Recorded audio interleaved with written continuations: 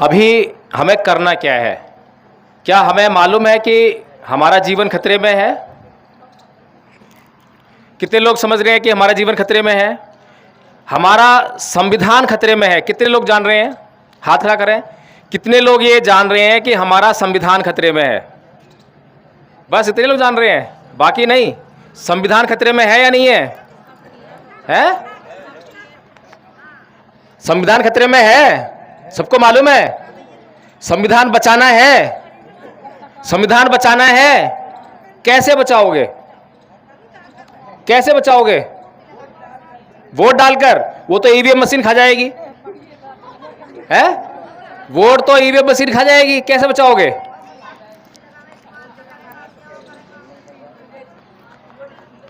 अगर मैं कुछ उपाय बताऊं तो उस उपाय पे अमल करोगे? है? चलो, अच्छा ये बताओ, संविधान को खतरा किससे है?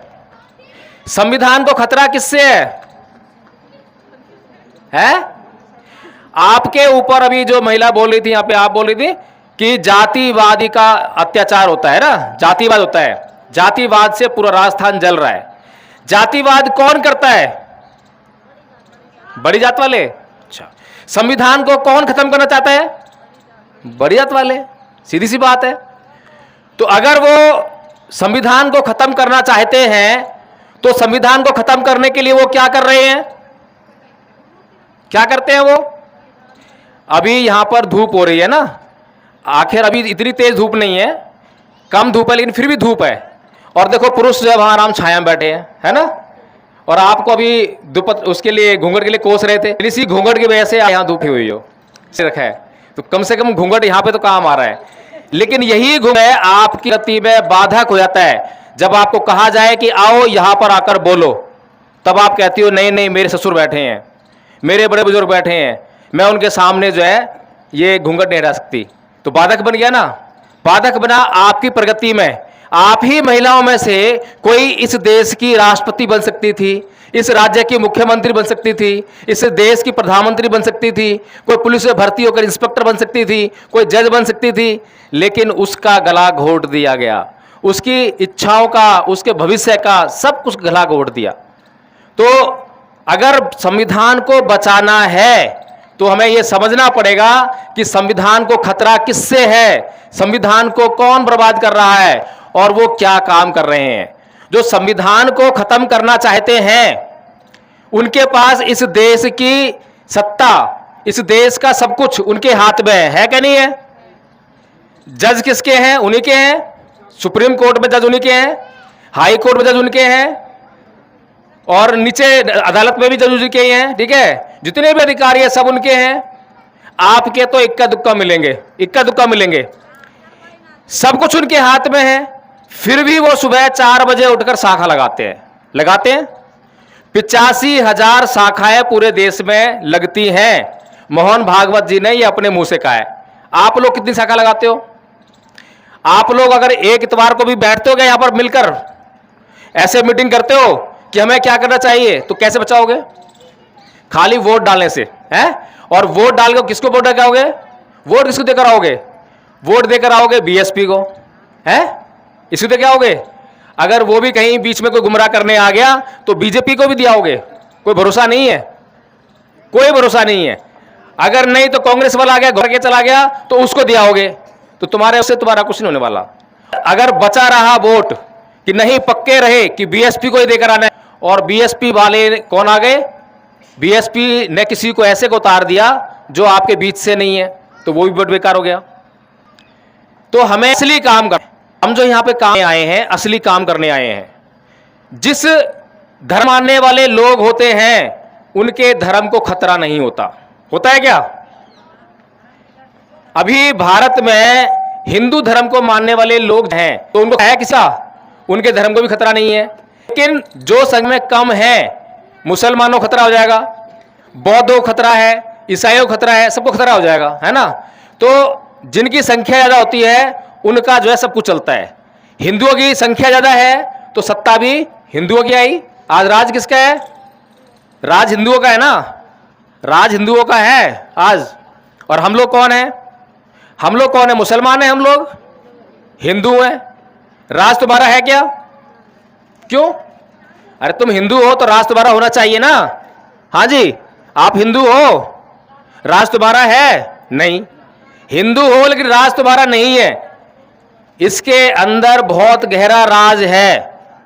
इस बात को अगर हम समझ जाएं कि हम चाहे कितने भी बड़े हिंदू बन जाएं, चाहे हम बाबरी मस्जिद को हिंदू बन के ढहा दें, चाहे हम राम मंदिर को बनवा लें हिंदू बनकर, लेकिन राज हमारा नहीं होगा।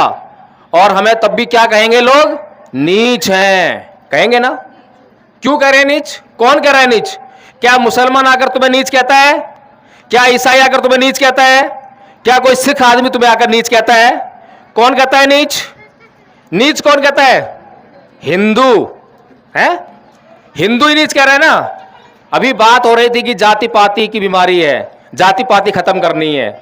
जाति पाति की बीमारी है, जाति पाति खत्म करनी है, तो जाति पाति खत्म कैसे होगी, इस पर विचार करना पड़ेगा। तो जाति पाति कहां पर है? मुसलमान धर्म में जाति पाति है, ईसाइयों में है, कहां है जाति पाति? जाति पाति हिंदू धर्म में है। इसीलिए बाबा साहेब ने एक दवाई दी। क्या दवाई दी थी? कि भाई ये जो हिंदू धर्म है ये बीमारी है। क्या है? बीमारी है। हिंदू धर्म बीमारी है तो क्या करना पड़ेगा? कोई बीमारी हमें होती है तो उसको शरीर से निकालने का काम करते हैं, या और उसको घुसेड़ने का काम करते हैं शरीर में। क्या करते हैं? निकालने करते हैं ना। और निकालने के लिए दवाई खाते हैं, खाते हैं दवाई। जो आदमी बीमार हो जाए और दवाई ना खाए, बीमार सही हो जाएगा क्या? बहुत मुश्किल बात है कि कोई बीमार सही हो जाए। इसीलिए बाबा साहब ने बताया कि हमारी बीमारी कहां है? हिंदू धर्म में है। हम हिंदू हैं तो बीमार हैं, हम हिंदू हैं तो नीच हैं, और अगर हम हिंदू धर्म को छोड़ देंगे तो बीमारी खत्म हो जाएगी। इसीलिए बाबा साहब डॉक्टर भीमराव अंबेडकर ने सन 1935 को यह कहा था कि मैं हिंदू पैदा हुआ, ये मेरे बस की बात नहीं थी, लेकिन मैं हिंदू मरूंगा नहीं। पहली दवाई दी, पहली खुराक दी थी ना। हमारे समाज ने समझी वो खुराक, खाई खुराक क्या? आप लोग तो अब भी हिंदू हो हैं, अब भी हिंदू हो, और कहते हो कि देश प्रशासन हिंदुओं का है, लेकिन हमारा नहीं है। समझ में नहीं आया कुछ? शासन हिंदुओं का है, सत्ता हिंदुओं की है, लेकिन हमारा सत्ता नहीं है, हमारा शासन नहीं है। ये बात हमें समझ में नहीं आ रही है। ये बात क्यों समझ में नहीं आ रही है? क्योंकि हमारे बुजुर्ग ने 1935 में जो बात कही थी, हमने उस बात को समझा नहीं, हमने उस बात को माना नहीं। अगर 1935 में बाबा साहेब ने कहा था कि मैं हिंदू धर्म में पैदा हुआ, ये मेरी बस की बात नहीं थी, लेकिन मैं हिंदू मरूंगा नहीं, और उसी टाइम पर सारे समाज ने मिलकर हिंदू धर्म को छोड़ दिया होता, तो आज सत्ता किसकी होती? किसकी होती? हिंदुओं में सबसे ज्यादा संख्या है, ब्राह्मण ज्यादा है क्या? व्यवस्था का निर्माण करने वाला कौन है? ब्राह्मण। सबसे ज्यादा फायदा उसी को हो रहा है। तो ये हिंदू का निर्माण किसने करा? ब्राह्मण ने, जो पुजारी बैठा है तुम्हारे मंदिर में। उसके बाद उसकी को मनवाने वाला कौन है? उसको मनवाने वाला कौन है? क्षत्रिय, जो राजा हुआ करते थे। राजा के दम पर ब्राह्मण जो है आप लोगों से अपनी बात को मनवाता था। फिर इन दोनों को सहयोग करने वाला कौन है? वो वैश्य है। इन तीनों की अगर संख्या को लगा लें, कितनी बनती है? 100 में से बस 100 में 15 लोगों की संख्या, और जो पिछली संख्या है जिनकी 100 में से हम लोग हैं, हम लोग हैं। लेकिन सत्ता है वो 15 की है। वो सत्ता 15 की किस लिए है? सत्ता 15 की इसलिए है क्योंकि हम अभी तक हिंदू हैं। दिन ये 85% हिंदू धर्म को छोड़ देगा, और बाबा साहेब की खुराक जिन्होंने कहा कि बौद्ध धर्म अपने को खा लेगा, दिन जो है किसकी होगी? बौद्धों की होगी। समझ रहे हैं? वो जो सभी जो है, हमें पहली खुराक खानी है, दूसरी खुराक खानी है। तो अब ये बताओ कि संविधान को कौन कौन बचाना चाहता है? हाथ उठा करो ईमानदारी से। सारे लोग तो बचाएंगे नहीं। अच्छा, बचाने के लिए क्या करोगे? आप लोग नहीं बचाना चाहते? बचा तो इधर आ जाओ, थोड़ी देर गर्मी धूप बताओ ना, थोड़ा सा सहन जो है, पता लगे कि यहां तो हाथ खड़ा कर दिया है, उसके बाद कल को संघर्ष करना पड़ रहा है, गायब। जब संघर्ष करने का समय आया, गायब। चलो, कैसे बचाओगे बताओ? कैसे बचाओगे संविधान? हिंदू धर्म छोड़ दिया, चलो संविधान, हिंदू धर्म छोड़ने संविधान बच गया? नहीं बचेगा। हिंदू धर्म के बाद क्या होगा? दोबारा क्या ईसाई बन जाओ? आ रहे ना ईसाई, मुसलमान भी आएंगे। बाबा साहेब ने जब 1935 में धर्म छोड़ा था तो मान आए हैदराबाद का निजाम आया, बाबा साहब से बोला कि आपको करोड़ों दूं, आप जो है मुसलमान बन जाओ। लेकिन बाबा साहब ने कहा कि मैं हिंदू धर्म के लिए नहीं छोड़ रहा हूं, मेरे पीछे लाखों करोड़ों लोग हैं, उनका भविष्य मेरे ऊपर डरता है, जहां मैं जाऊंगा पर मेरे आने वाले। अगर बाबा साहेब वो करोड़ों रुपया ले लेते हैदराबाद के निजाम से, तो इस देश के प्रधानमंत्री बन सकते थे। बन सकते थे? बताइए मुझे। आज चुनाव कैसे लड़े जाते हैं? अब लड़े जाते हैं ना, है? बिना पैसे चुनाव लड़ता है क्या? अगर साहेब वो पैसे ले ले तो इस देश के प्राइम मिनिस्टर बन थे। जब हिंदू धर्म छोड़ा तो मुसलमान का निजाम आए कि मुसलमान बन जाओ, सिख आए, पटेल जो महाराजा थे उन्होंने भी आधी रियासत ले लो, आधी ले लो और समझाओ। जैनी भी आए, ईसाई आए, सब लोग आए और परलोक, कुछ ने प्रलोभन दिए और कुछ ने ऐसे बोल दिया। लेकिन बाबा साहब ने कहा कि मैंने हिंदू धर्म अपने लिए नहीं छोड़ा है, मैंने अपने लोगों को सही दिशा में ले जाने के लिए, भला करने के लिए धर्म छोड़ा है। और उन्होंने 21 साल तक लगातार अध्ययन किया। सारी दुनिया के जितने भी धर्म थे, मुसलमानों के भी ग्रंथ पढ़े उन्होंने, ईसाइयों के, सिखों के पढ़े, सारे धर्म ग्रंथ पढ़ने के वो बच्चे कि कोई इस दुनिया में मेरे लोगों अच्छा जीवन दे सकता है तो वो बौद्ध धर्म है, बुद्ध का धर्म है। इसीलिए बाबा साहेब ने किसी लालच से नहीं बौद्ध धर्म को अपनाया, बल्कि आप लिए बौद्ध धर्म को अपनाया। लेकिन विडंबना है इस समाज की कि जिनके लिए बौद्ध धर्म को अपनाया, लेकिन उन लोगों ने ही धर्म को नहीं अपनाया। अभी आचार्य जी ने बढ़िया बढ़िया आपसे बातें करी, इतनी अच्छी महत्वते हैं। एक पद अभी सुना होगा आपने, बड़ा महत्वपूर्ण पद है, तीसरा पाया होगा, मंग अवधि मंग आहासी में ये चैतंग वेर सम्मति। उसने मुझे मार, उसने मुझे पीटा, उसने मेरा जीत लिया, उसने मेरा सब कुछ लूट लिया। जो इस प्रकार की अपने मन में बनाए रखते हैं उनका कभी सही होता। हमारे समाज में इस तरह की कलह आपको देखने को मिलती होगी। दीपचंद जी बता रहे बहुत से लोग आपस में ईर्ष्या का करते हैं, जलन करते हैं। क्यों होती है ये? इसीलिए होती है कहीं ना कहीं मन में कुछ बैठा हुआ है, कहीं ना कहीं मन में संगठन की भावना नहीं है, किसी को माफ करने की भावना नहीं है। भगवान बुद्ध की बात हमारे समझ में नहीं आई, इसीलिए हम इन बातों से पीड़ित हैं। पति पत्नी आप झगड़ा कर बैठते, छोटी छोटी झगड़ा होता है, पति ने पत्नी मार दिया या पत्नी ने पति को छोटी सी कुछ भी गाली गलौज कर दी, छोटी सी बात कह दी, महीनों निकल जाते हैं, उनके बीच में शांत बैठती। अगर भगवान बुद्ध की ये बता हो तो तत्क्षण वहीं पर जो है हम लोग शांत हो जाते हैं, माफ कर देते हैं। पत्नी ने पति को माफ कर दिया, पति ने पत्नी को माफ कर दिया, एक दो दिन गुस्सा चली, उसके बाद वहीं रहते हैं। लेकिन आज क्या हो रहा है? आज लोग तलने कोड़ते जा रहे हैं इन्हीं बातों की वजह से। अगर भगवान बुद्ध की ये बातें, ये अगर इतना सा कोई आप लोग कर लिया, ये भी समझ लिया, इसका अभ्यास करने लगे आप अपने जीवन, आपके जीवन से कष्ट दूर हो जाएंगे, शांति आपके जीवन में आने लग जाएगी।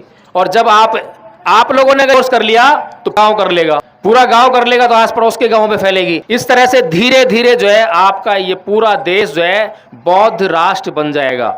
और जब राष्ट्र बन जाएगा तो सत्ता बौद्धों की, फिर संविधान भी बौद्धों का ही होगा। संविधान को कौन हाथ लगाने वाला होगा? लेकिन अभी आपको ये बात समझ में नहीं है, क्योंकि जो लोग आपको बात समझाने आने वाले हैं वो या तो बोलेंगे ईवीएम खतरे है, संविधान खतरे में है, लोकतंत्र खतरे में है, सरकारी नौकरी खतरे में है, ये सब खतरे में है, ये बताएंगे। लेकिन कोई आपको ये नहीं बताया कि आपका तो वजूद ही खतरे में है।